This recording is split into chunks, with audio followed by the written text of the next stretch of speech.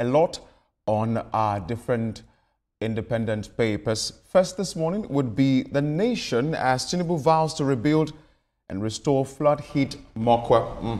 A sad one right there, but we're seeing great, speed by the government to fix what is wrong over that area. Federal government approves 2 billion naira, 20 food trucks for Mokwa. Well, quite a lot of interventions going on right there. And from the Daily Independent, defection won't decide 2027 election outcome. This is coming from the PDP.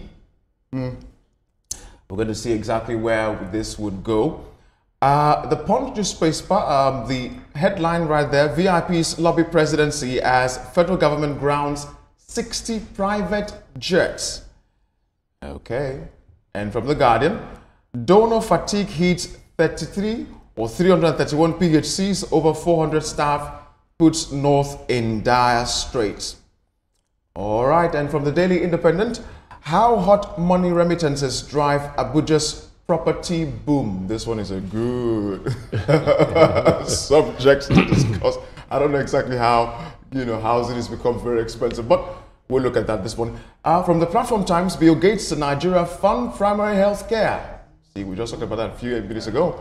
Or risk deeper crisis. Indeed, we couldn't agree less. And from the Blueprint, Governor Bumi's second term in office, elevating service delivery across Yobe State.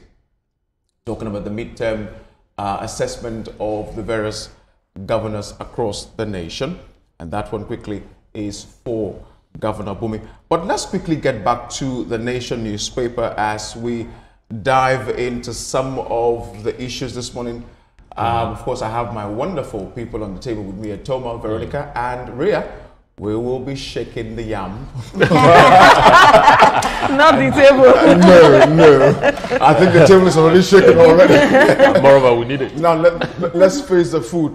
Tinubu is vowing to restore, the flood-hit area, Mokwa. We're seeing government's, expedited process to help what is going on there. Again, kudos to the government. Let me begin with you, Toma. What do you make of this issue? 20 trucks of grains from the federal government. It's good. I wish it had come like a day after that incident. However, there are logistic issues that has to be taken care of. For example, we have free grains being shared. We're going to have all sorts of people going to the IDP camp, to get part of the grain, whether they are affected by the flood or not. So that is one major thing. I'm happy too that Mr. President has also approved a good chunk, to take care of that. How that will be shared too, the logistics has to be taken care of. And Veronica, talking about how that will be shared, this Nigeria talks about that, the federal government is giving 2 billion naira. We were enjoying 1 billion naira donated by the First Lady. This is 2 billion. How do you think this should be shared, especially to the vulnerable who was hit by this flood crisis?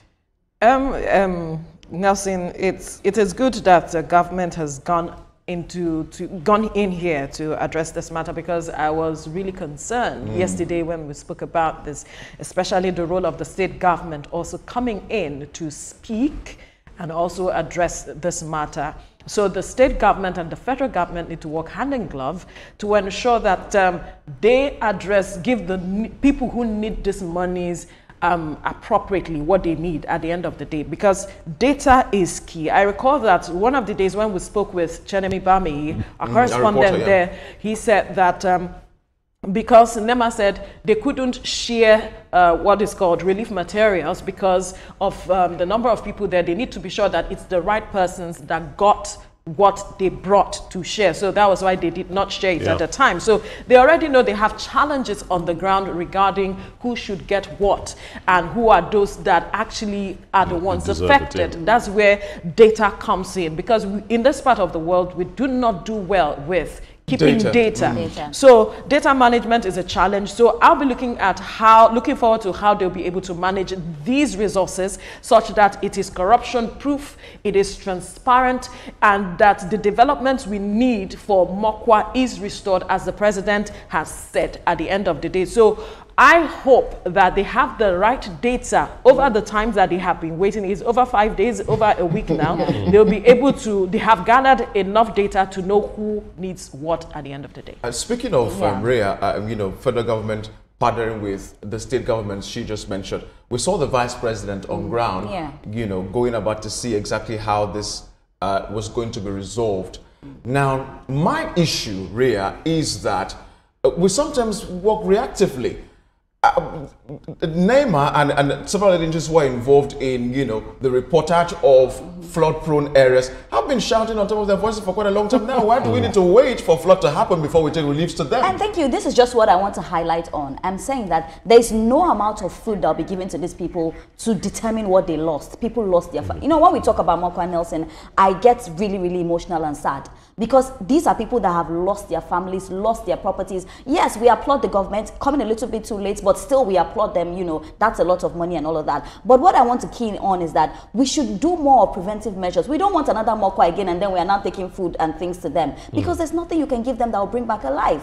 So if there's anything I want to speak on, is we should bring about preventive measures against flood, against things like this from happening. What happened in Mokwa was a total disaster, but definitely we still have to applaud, the government for intervening. They should have come a little bit earlier, but they still intervened. So let's make our way quickly as we move to the Daily Independent, as we turn the wheel to election and political matters. PDP is saying defection, won't decide 2027. We saw this happen a few years ago, which of course gave the strength to APC to take the wheels of power at the center at Toma. Don't you think that will work this time around? Defections, yes, the bolster confidence. They show that the party that people are defecting to is the Popular Party. In this case, it is the ruling party. And you wouldn't blame PDP for making that statement. Yesterday, was it yesterday or so, we talked about the optimism of politicians, that no matter the situation, you're still going there, you're saying, look, I have the chance, I have the backing of the people. I like that about politicians, actually. There's some faith that they have. Oh, really? And so on. So PDP is doing what I expect that they would do, try to build the confidence of their members, even though they know that things are not the way they should be. They will come out with bold statements and things like that. That's exactly what we're seeing. Absolutely. Veronica, You wanted to call me another person's name, right? No. That's how I wanted to go to. I was looking at you as a first lady of one of the politicians. So I look like a first lady, right? No, but I think she can pass for a first lady. No problem. You're a first lady material, really. I know. But we're seeing coalitions, taking place around the country to jostle power from the APC, as it were. Will that, see any sort of green light at all? In Nigeria, you have a right to associate. You have the right to associate. That's a constitutional right. So if you choose to coalesce with anyone, it's good. It's good. But you see, when it comes to Nigerian politics, a few things are key. Where is your political capital? Where is your strength? Where's your social capital? How much influence do you wield? How much numbers do you have? Where are your structures? Those that are saying, oh, the movement from here and there is not going to do anything. Your structure is being decimated, and you're saying it would not have any impact. I'm wondering where your experience over the years comes to play in this. Because if your structure is decimated, on what are you standing on to win the election? So these are the key issues. Yes, of course, they would not come out to tell you that we have been defeated, our hands are up, okay, we save our souls and all of those things. But at the end of the day, it is that what can they do with what they have left? Well, you know, I say something, when the ground is shaking, you definitely fall. You cannot stand on a ground that is shaking. The PDP will say anything at this point, but if everybody is leaving your party to another party, that's a big sign, that's a problem. So they're saying that it will not affect elections. I think they need to rethink what they said. I don't know who said that, but he needs to rethink it, because if the ground is shaking, the center will definitely not hold. Well, hopefully the ground won't be so shaken like that as we move to the Punch newspaper. And we see something right here, VIP's lobby presidency as federal government grounds 60 private jets. Ria, it's like Nigeria has quite a number of private jets. You know, when I read the story, I was telling it to Toma before we came on air. I said, if you have a private jet, there's no reason for you not to pay custom duties. And I think that there's something about we Africans and we Nigerians about not paying. We spoke about the ground rent on this table some time ago. Like, it's not just about buying a private jet, it's about taking care of it, and it's about parking. So when you have money and you quickly just want to buy a private jet, you need to understand that there are things that go into it. I'm quite disappointed that we have people that will park their, and they said the monies are getting to billions. That's why they had, and if you remember, I think in 2014, they had said they'll do something about it, and then they put it out, nobody listened, and now they just started doing it. And I feel it's great. You cannot be owing for customs when you have a private jet. Like, I will blame the agency, because you should have implemented what you should have done. They put it out. Hang on. If you are there to get monies from these people, you know the processes. If you are not doing the needful, because like we often say that there is that net, the rich always try to evade taxes as much as possible. Exactly. It is those who do not have as much that are in the bracket, and we're looking to spread our net. So you should do the needful at enforcing and ensuring that these people pay. This is not the first time this is happening. it's not the first time. And here we are again having this conversation. Are you even serious? So that's why they just took the, that's why they took matters into their hands. At the end of the day, you keep tightening the belt around the people whose belt has been why can't people do the right thing? That's why I said let's shake the yam and let me come in here. I agree completely 150% with Veronica. You know, it is the custom duties we're talking about, and customs has not done anything about it. I mean, 60 private jets. You know, you have money to buy a private jet, you should know that parking will cost you money, fueling will cost you money. We should blame the people. There are so many other things. No, we are not blaming the people. There is an agency, there is a department that is responsible. Listen, wait. There's a department that is responsible for collecting this tax, and the department has just failed. Finish. Maybe because it involves VIPs.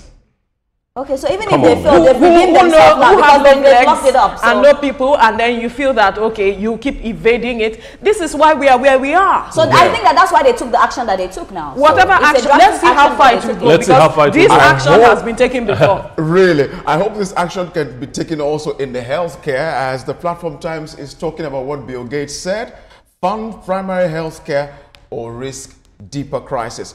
I'm a bit passionate about this, you know, because I've had the privilege of doing quite a number of reports on, you know, primary health care around the country. Sometimes it's, oh my heavens, whilst we're impounding 60 private jets, big money. The primary healthcare sector is suffering.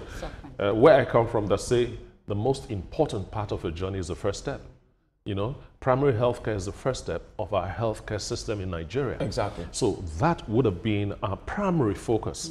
You know, unfortunately, that's not the case. Primary healthcare is the one that has really suffered. We were talking about how many primary healthcare clinics do we have in Nigeria? Over 14,000. How many of them are equipped? Less than 2,000. Imagine that. And what about the doctors? Doctors are traveling out of Nigeria. They are running away. They are doing this. So there have to be a very intelligent and holistic system put together to revamp the primary healthcare sector. And if we could look at that on the Guardian newspaper as well, donor fatigue hits 331 PHCs, over 400 staff put north in dire straits. Now, kudos to, you know, in fairness, while you're saying that, frankly, a place like Lagos State, you know, the government is trying as much as possible to empower, you know, the primary healthcare centers. But we need to see this across the country, especially again in the north, where sometimes you travel miles and miles before you even get access to a primary healthcare center. I would start by saying that the issue with our primary healthcare is a failure of successive governments. Yeah.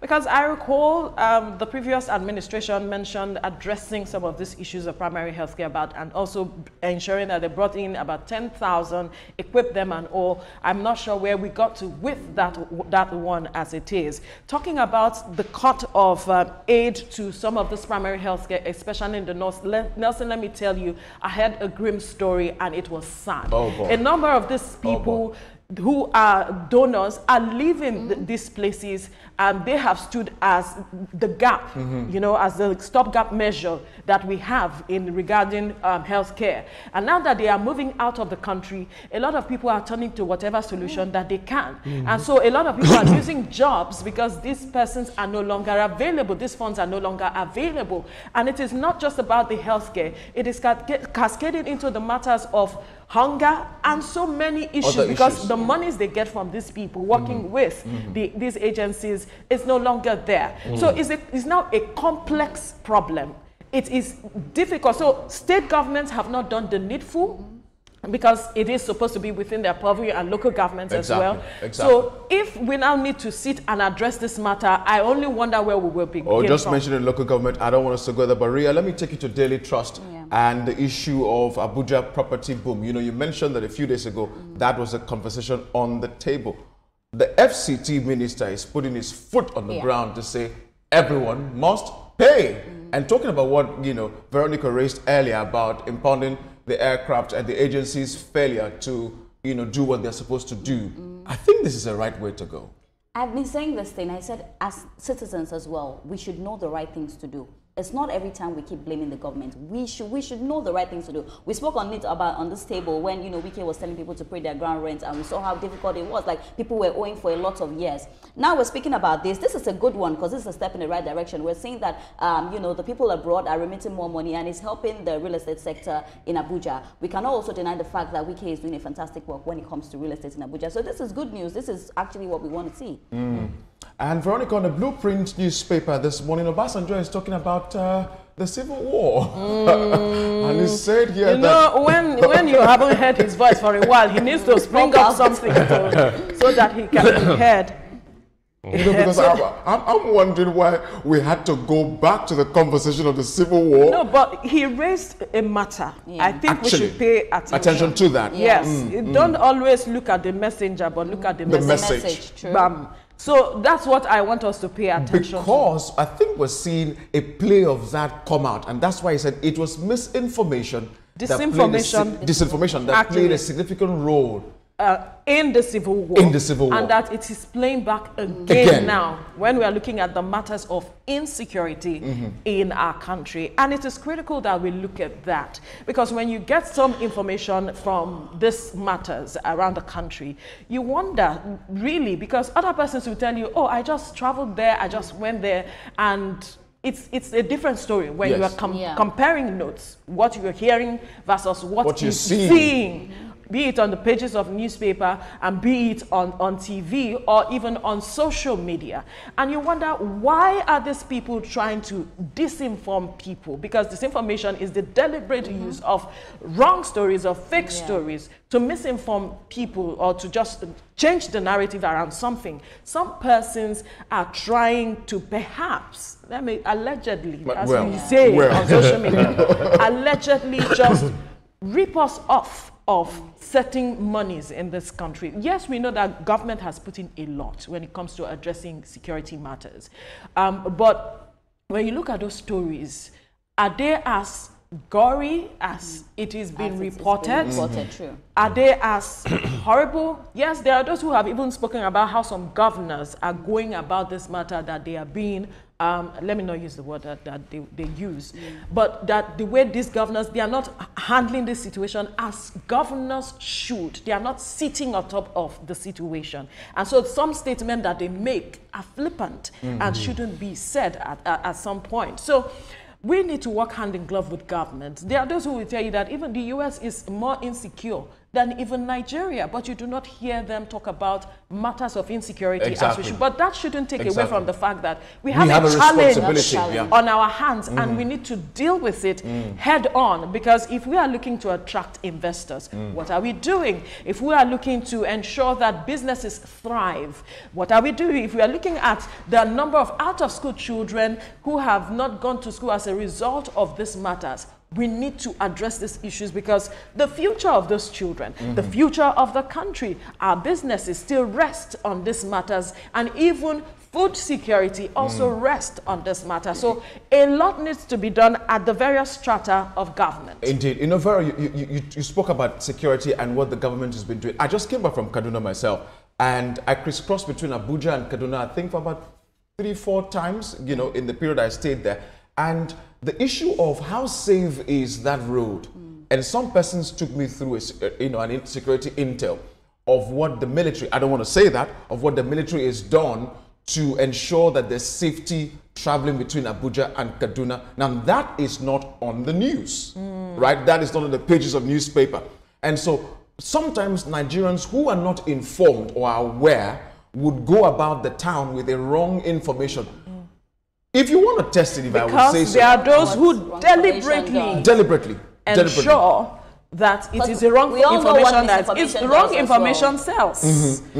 And Thomas, people who are in the business of information, the media ourselves, would you try to speak a little bit as to how we can manage information in a way that tells the truth but doesn't hurt the people? If you've told the truth once, the tendency is that you will tell the truth again and the people will believe you. The difference between us and citizens journalism that social media has made popular is that we confirm information. We confirm information before we put it out to the people. Citizens journalism doesn't care about that. You just hear something that sounds good. Okay, it is going to go viral and it's going to give me some likes and all that. You just put it on. You put it on. Unfortunately, everybody is on the phone. Everybody is on social media. So it is the wrong information that people hear first, you know, and those that know will want to go to traditional media channels to now confirm and see if it is true. How many I just wanted to add to that. Even with me, when I see some news on some blogs, I want to make sure that I confirm it. But we know the kind of life that we live in and the era that we live in. People just post anything on social media because bad news sells. You see some headlines, and when you read the story, that is not what the story is saying. Right. You know, but as media, we have been trying our best to, you know, put out the right information. So not everything you see on these blogs is actually the truth. You know, Baba Obasanjo, you know, like Veronica tried to allude a little bit earlier, he's good at bringing up conversations on the table that will spark a national discourse, Rhea. And the Civil War for me is something I've gone through a lot of studies to know exactly what happened, how it happened, where it went, and where it didn't go. I don't know, Rhea, were you there when it happened? I was not even born when it happened. I was a toddler. If I was a toddler, what about Rhea? You see, Obasanjo's statements on security, especially when it comes to war, insecurity and all that, should be taken seriously because he was a major player during the war. I've read so much literature about his bravery and the things that he did, his achievements and so on. So if the man is concerned about misinformation, disinformation that is moving around, then we have to take it seriously because he is an authority in that field. Absolutely, because another matter that happened during the Civil War is how it's divided us. Yes. And you know how it is right now, the situation is right now, that this kind of situation is pitting people against each other, ethnicizing things. There's also the matter of profiling as well. And so the peculiar situation around each kind of, each region as we speak regarding this matter of insecurity as well, that is trying to break it down now. So it is critical that how we handle it, how we manage all of the challenges, we look at it critically. Stakeholders need to look at all of these matters holistically to addressing it, because as we said earlier, it is true that we need to address this matter of disinformation because it has led to some people being profiled, which has also stirred tension tension among certain persons when they see those groups of persons in their environment, in another environment, for instance. A lot of people start raising eyebrow. Who are these people? What are they doing here? Why do we need them here? What have they come to do? So it is critical that state governments begin to take responsibility. Recall that we have also been talking about the matter of state policing and all of that, so that people can domesticate the matter of addressing issues of security based on their peculiarities. Yes, we have not gone too far with that matter. We know all governors said they were on all fours with that, but we haven't seen as much regarding it because of the matter of who is responsible for what, especially funding, and what will be, how will these people relate in terms of communication at the various levels and layers of security that we have. So it is crucial that as a government, when we're talking about this matter of insecurity and the statement Obasanjo has made, we take a look at how we avoid the errors that disinformation brought in at the time to really address the matter of insecurity. You know, Ria, when it comes to that issue of division, I've always wondered, is it division at the bottom of the country or at the top? In other words, politicians and citizenry, you know, because traveling across the country, I don't see that kind of division. They know I don't speak Hausa, for instance, or some other languages in the country as I travel around.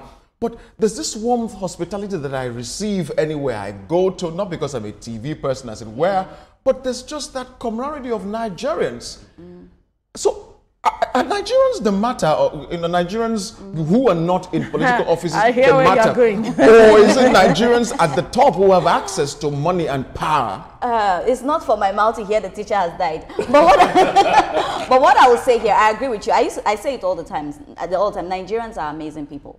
When it comes to like unity and all of that, where he wants to take me to is not where I want to go. I'm not answering that question. I'm not answering whether it's from the top or the down. But I feel like when you talk about unity, because I've traveled a few places in Nigeria as well, and you know, you can see that it's not about you speaking one language or another language. Like at the end of the day, everybody is one, and everybody's supposed to be one. But taking it back to what OBJ has said, I think it's something we should take seriously. It's not just something we should look at and say, oh, OBJ has said something else again. It's something we should look at seriously, because he was there when this happened, and he knows the consequences, you know, when it happened. I want to take it. I want to go to that road. Yeah, I really want to touch on it because they wield the influence. I'm not mentioning him, but they wield the influence. They have the war chest, and they know when they wield that tool because of a particular interest, not the interest of the people, but their own interest at the end of the day to drive a narrative, to drive sentiment, and you know the result they get at the end of the day. So that's what often happens. You know, my happiness is that Nigerians are getting wiser. You know, they are getting wiser. They are not seeing themselves. Are they really getting wiser? I think they are getting wiser. Frankly, I think they are getting frankly, wiser. If we measure the narrative is decimal changing. of the wiseness, No, if the I would narrative, say that, the where are narrative we? is changing, but we're still taking baby steps to, you know, towards that direction. But it's better than what it was 2, 3, 4, 5 years ago. Nigerians You know, coming yes, together. Nigerians are getting better. I I mean, disagree. you received some great hospitality in the north, No, didn't he's you? just one.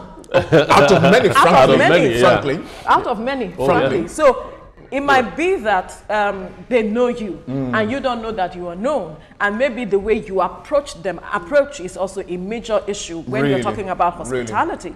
So, but there are, when you look at 2023 election, would you say that we have taken the baby step? Because we are still reeling from the impact of that. But I'll leave it there. Well, but let me quickly take you guys to the Guardian newspaper. There was an issue there that really caught my attention. You know, mother, son, others arraigned for allegedly assaulting vice principal in Ondo State. I will applaud it. Oh my! Oh yes, I will applaud it. The first day that story broke, I laughed, and very well, very felt. Why are you laughing over stuff like this? But you see, as I said that day, we react to things differently. When I really get angry, that's when I don't shout. Most people would. You know, when I see something, Now yes. I know. So if he doesn't shout, he's angry. Exactly. You know, most people will hear that kind of story and just go angry. But what it triggered in me was this laughter for scorn. Have we really gotten that low? And we were saying that day that we should try and arrest everybody, arraign them, and ensure that the full weight of the law falls on them. And that's what's happened. So I'm happy. But you know, for me, what really got my attention is the fact that it was a seize of phone that led to attempted assault, or rather murder, breach of public peace, and so on and forth. But well, let's wait to see exactly. Assault in any way. Assault in any way is definitely not encouraged. Not at all. And finally, as we look at our last newspaper this morning, are you sure there's time? Because ladies and gentlemen, the sporting life, we see something here. Go all out for Lukman. You know, Veronica knows I'm a fan of Osimhen. I was hoping. She is. There we go. He is her dream man. Vera didn't just say that. Okay, we're going somewhere today. But I think that's how far we can go. That's where we should end it, actually.